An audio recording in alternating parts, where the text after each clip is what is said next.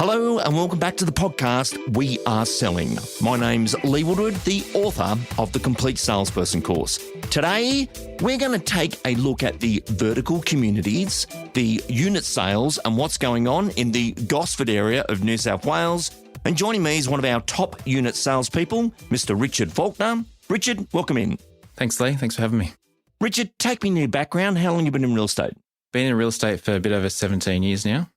And your father was a builder-developer? Yes, that's why I got into real estate. I wanted to become a developer. Tried a lot of different trades growing up. Didn't particularly like them. A friend of mine got into real estate. I thought, well, why don't I try that? It's a nice, cleaner way in than the trades. And a lot of developers think they have to come from the trades, but some of our best developers have come from the suit and tie approach. What's the difference for you? I guess the different aspect I get into the development market from real estate is having a clear understanding of what the buyer is looking for. I think that's really allowed me to, just tap into what the market wants and create something. If I am developing, it's creating something that's a bit unique and something a little bit different. Let's go into the day-to-day life of Richard selling units after units. And what's your best year of unit sales? Best year he had was 120 apartments that we'd sold in 1 year. And that's a lot because the Central Coast has not a lot of apartments compared to DY or some of the other areas. You know every single building in the area. Take us into that product knowledge part of your world. The thing with Gosford, there's a lot of buildings and they've all got their own, I guess we can call them personalities. They're all a bit different. They've all got their own challenges, and it's being able to understand and learn about each one of those to be able to have the market knowledge and understanding of being able to sell the amount of units that we do sell. Let's tap into that. There's a lot of buildings with troubles out there, Richard. Yes, there definitely are. I like to tell buyers that you'll never find a building that doesn't have a problem. It's about where are they up to in the process and how they're dealing with it. So it does have its challenges, but it's understanding of what those issues are and being able to explain to buyers throughout the process what they're expected to find when they're purchasing in a particular building. What has gone wrong with the buildings? Like we see it on the media all the time. They're falling apart. The trades aren't as good as what they were. The double brick and concrete days of brick and concrete unit blocks isn't the way it is now. It's a new construction method. Take us into that. Yeah, I think over the years, there's just been no real responsibility or liability put back on the builders. And the developers essentially developers and builders will just shut up shop and they'll just move on and they'll start a new one. Yeah, that's a shame, isn't it? That they'll liquidate at the end of it, but then start up a new building name and start a new building. Then there's this whole situation of, okay, people have bought into these properties and we've seen it right across the country that people are coming to resell them. And Richard, they're selling for $100,000 less than what people paid in some situations. Yeah, so depending on where they are up to in the process, a lot of strata buildings will initially try to go down the avenue of a law case and they'll try and sue the builder. That never tends to work. And then they'll come to the realization, hey, we've got to fix this. They start going to reports and all that sort of stuff. And there are different parts of the process. So you've got the initial, we need to find out what's wrong with it. We then need to find what it's going to cost us, and then we need to work out how we're going to raise the funds. So depending on where you are in that stage is depending on how your value of your apartment is being affected.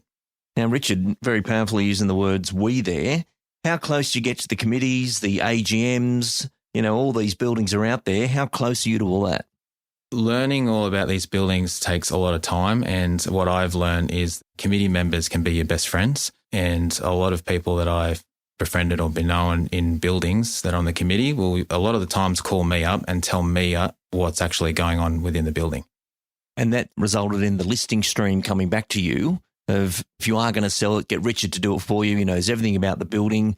And if the building does have challenges, that's really your expertise of getting the buyers through that process and making sure they understand it. Correct, yeah.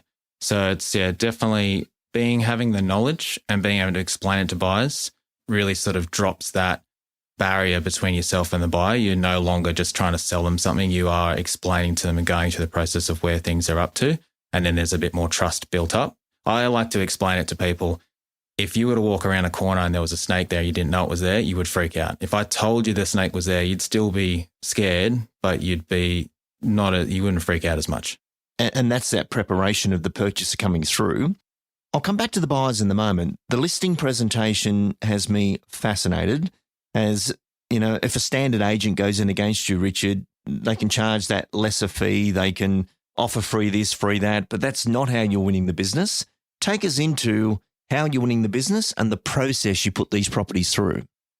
So I guess, first of all, I'd say 90% of my clientele I never meet. So all my appraisals tend to be over the phone. The first things I'll go into is actually trying to understand from an owner's perspective how much they actually know about their building. Generally, I will be able to teach them more in a 20-minute conversation about their own building than they have known for owning in that particular block for over 10 years. And then that starts to build up the trust and understanding, hey, this guy knows what he's talking about. I do tend to be the most expensive, and a lot of the times I will actually have the lowest price. But once I've been able to explain to the owners why we're at that price and how we're going to be able to get the best outcome for you, that gives them the trust that, hey, you know what you're talking about. And this building knowledge becomes very, very important in the way of, if we don't get that right at the beginning, and the golden rule of real estate, the longer the property's on the market, the less people expect to pay. And Richard, this is where you've taken over a lot of properties from an agent that's taken on the market. It's going to be simple. The buyers will fall all over it. The strata report comes in. They've got no knowledge of the building at all. In a takeover scenario, it's only going to be how you hold it together with a buyer that makes that work. What approach do you have to take with the buyers with a building with challenges? The thing for me is just being upfront and just being open and honest and telling them everything that's going on, not to hide anything. If you get caught hiding anything, you have lost all trust. So that for me, it's really, really important when I'm talking to an owner as well to make sure that they have given me every bit of possible information. Because if they're withholding information and then it's then relayed onto the buyer and they find out, well, then you've lost trust and your purchaser will disappear and they won't buy from you. And it's interesting you're from Giddo's Real Estate here on the Central Coast, but what an interesting team. You all specialise in your own parts of real estate. We've actually had Ingrid on the program before. She did anniversaries of anyone. And then we've got Trent doing the townhouses. You're doing purely units. Is there any reason you didn't spread wide, go to houses, townhouses? Why just units?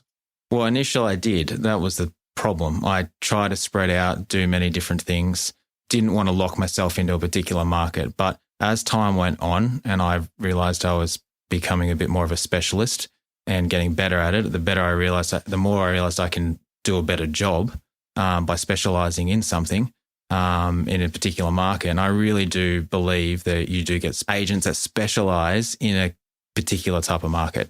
And when you're listed with someone who does specialise in a market, you tend to find you're going to get the best outcome for your client.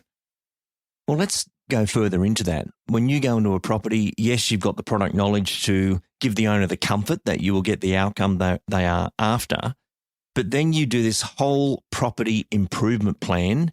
Take us through that. Yeah, so for us, our number one goal is, I said, to get the client the best outcome. And I think I tend to look at, well, who are our buyers, whether it's first home buyers, downsizers, they're falling in love with these properties, they're imagining themselves living there, having Christmas and friends over. We have to get the presentation spot on. So we'll go in there with a team. I'll walk around with my little phone. I'll take a filming of it. I will send it to my team and I will have quotes back for painting, light fittings, carpet, everything, and styling. And within 24 hours of talking to the owner, we will have a full quote ready to go. And what's the average spend that people are doing on an apartment to get it ready for the market? On average, for a two-bedroom apartment, you're looking around about $10,000. That's pretty good. And people are using the sale funding process? Yes, they are. It's a really popular way for people to use funds, especially with interest rates and cost of living and cash being a little bit tighter now. It's an easy investment. When we can demonstrate to an owner that we can 3, 4, 5x your investment, they can see the value in it. Richard, you've got a really good example of the moment of a property you flipped on behalf of the owners. Take us into that one. Yeah, so we've got a penthouse at the moment, and initially when I went to the property, I estimated the value to be somewhere around the 1.35 to potentially 1.5. I suggested to the owner that we invested some money into doing some renovations. They agreed, and we've just recently received an offer of $1.95 million, which was actually $1 million higher than the previous penthouse had actually sold in this particular building only a couple of years prior. Wow. And what sort of spend on that one to get that sort of result? That one there, we ended up spending about $25,000. And are you noticing, and I'm noticing this around the entire country, finished product sells? If you've got to do something to it yourself as the purchaser coming in, it's a no. Absolutely, yeah. The buyers are really sitting on the fence at the moment. We're just finding there's just no urgency in the market. And if there is any little reason for a buyer not to buy it, they won't. They just walk away. So we have to make sure that everything is in perfect condition to be able to get a good sale within a reasonable time frame. And what about providing the strata report up front? Is that something you do? Yeah, absolutely. I always recommend for a buyer to do their own research. Definitely provide a strata report to all buyers that request them. Now, Richard, most agents look at a certain building and think, oh, don't want one in there. They're falling apart. There's always troubles with the strata. You get excited by these bad buildings. I do. I do get excited about these bad buildings.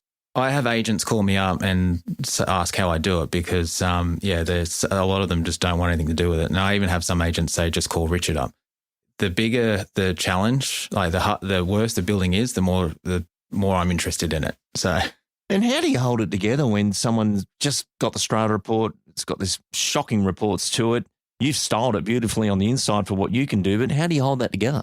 So just being upfront and just explaining to people, like, you can buy in a building that has problems and it's been poorly managed, and then that's obviously price effective. But then there's buildings that have got issues, but they're managing it so well that they're running it like a business. And ultimately, at the end of the day, it's going to be in no time at all that this building's going to be one of the better buildings in Gosford because they're on top of it. And just being able to explain that to people What does it take in timeline to get a building from nothing to back in good order? So I've found in my time, from the moment that the strata realises, hey, this is a problem we have to fix, it's usually about a 5-year process. So there's different stages to it. There is we need to work out what the problem is. We then need to get the builders to quote what for the issues. Then we have to raise the money, and then we have to actually engage the builder to do the work. And usually that's a 5-year process. And after the 5 years, you will tend to find that the values will jump back up in the building.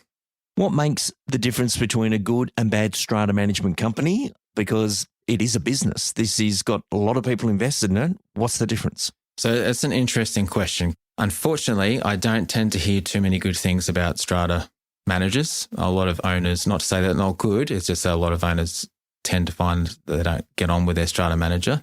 It actually comes down to the committee. It comes down to the people within the building that are taking responsibility of making sure things are being done. It is not necessarily the strata's responsibility to do things. That if the owners has to get it engaged, they have to make it happen. They have to put their hand up and say, we need to get this sorted. And then strata will come along and say, all right, well, we'll do this for you. But ultimately it comes back to the owner's responsibility. That's really interesting. So the more the owners do get involved to instruct strata, because you can only instruct strata from the committee. So for all those people that think, oh, that guy drives me mad, he's always chasing me about my car parking, he's probably passionate about the building and the reason the building's coming around. Yeah.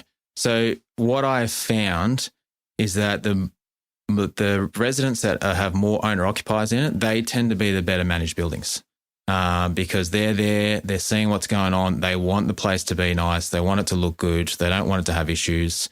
Whereas you tend to find those ones that have got a higher level of investors in it, they're the ones that aren't as looked after as well. Very good. Richard, what advice would you have for anyone who thinks, I've been wide, I've done houses, townhouses, acreages, I do anything with a title and a pulse. If they wanted to specialise in apartments, what would be your guidance there? My advice to anyone looking to get into apartments is to really learn and understand your market, understand your buildings, take the time to to read strata reports, find out as much knowledge and understanding as you can about the product that you are selling. And I think that, honestly, I actually think it's our job to know what it is we are selling. It really frustrates me sometimes when agents just have no idea about the product that they are selling. And I think it's so important that if you need to be able to know in depth about the product that you're selling to someone who's trying to buy something off you. So. And Richard, an interesting story for you not so long ago was a previous established client rang up and said, have you got any bargains for a property? I think a family member was trying to buy it. What happened? So I had a client we've done a lot of business for. His son was looking to buy a property, looking for, a bargain sort of sale. And I said, look, I don't sell bargains, but I'll find you one. Not long after, another agent had listed in a particular apartment block, which I know to be a very, very good building, never had problems. They had actually, in my opinion, underpriced the property. They'd actually missed out the fact that it had a second car park. And so I rang the client, said, you got to buy this. He bought it, moved into it. 12 months later, we sold it for over $100,000 more than he purchased the property for. And the market had actually gone down and not up. And they had done nothing to the property. Wow. That's a great example of know your buildings, product knowledge. But Richard, the reason I knew that story is you've been doing these little case studies on social media with your video work. Take us into that. I just trying to put it out there, my, I guess, understanding and knowledge of the market and get it out to the marketplace of, some of the things that we do and what we specialise in. So, and how's that response been?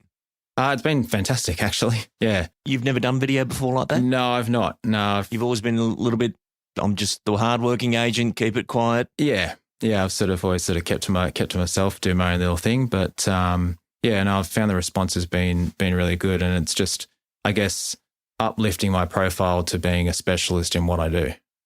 I used to work in DY, as you know, and DY is huge on units. And my biggest competitor was a guy called Mr. Units. And Mr. Units, Peter Spillane, his name was, he was incredible with these buildings. He, again, just like yourself, and history repeats itself, he only did units. But suddenly, if there was a brand new unit block being built, he'd be the one called in. We were just normal agents, but he was Mr. Units. And there's something about that specialised product where people will pay and see you as a professional, not just another agent trying to get a cheap fee on the market. Richard, final question for you, because I'm fascinated of some of these bad buildings, not all, but the ones that had the challenges. What is your buyer management negotiation sequence that you do to get these properties over the line? So first thing we do is once we've got a buyer, hooked, I like to always refer to real estate as a fishing expedition. Once we've got someone hooked, I will then, prior to signing a contract, sending sales advice out, and before sending the strata report, I will go over in great detail and explain to them everything about the building, the positives, the negatives, and so forth. And see, it's not just about the 5 years that you're going to find in the strata report. What I've found is if you can give them the whole life history, and that just is something that you build over time, it puts some context to why the building is to where it is. And then once they've got their head around that, I will then send through a strata report. And once they're confident and comfortable with that, we will then go into signing a contract. Now, the reason I do that, it is then less likely that a sale is going to fall through once we put it under contract. And that's something I found very early on in my career is that, and I see a lot of other agents continue to still do this. They'll put a property under contract and its sale falls through, keeps falling through. So the foundations of the sale are the most important thing to you? Absolutely, yeah. Not if they sign or not, but no. Do they understand the building on what they'll be signing? Correct, yeah.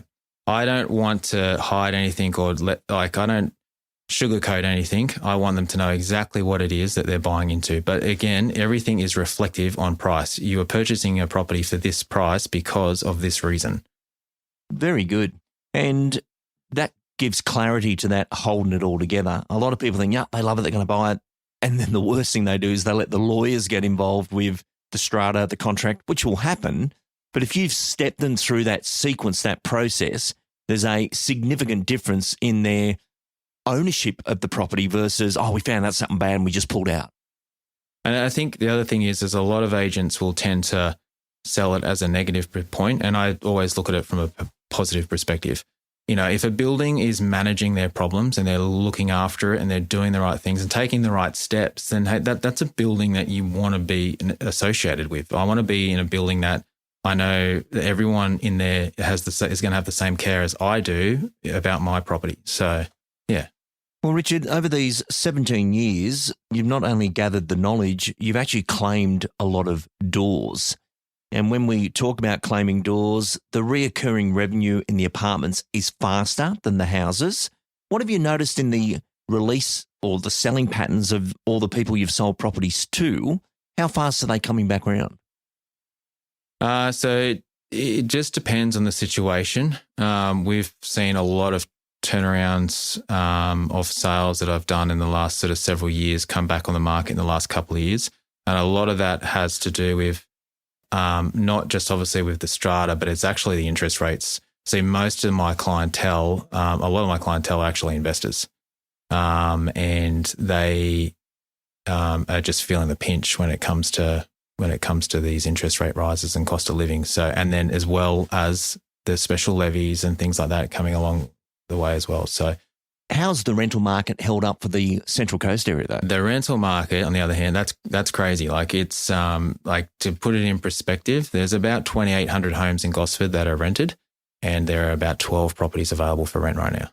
Wow, absolutely amazing. Well, we may have our new Mr. Units as he's come back onto the scene. Incredible knowledge, 120 sales in a year. That's a lot of apartments, a lot of doors. Richard, great story, and thank you for joining us. Thanks, Lee. Thanks for having me. Special announcement for you. As part of our membership program and for those people that purchase our courses, we've now released a short course called Purchased.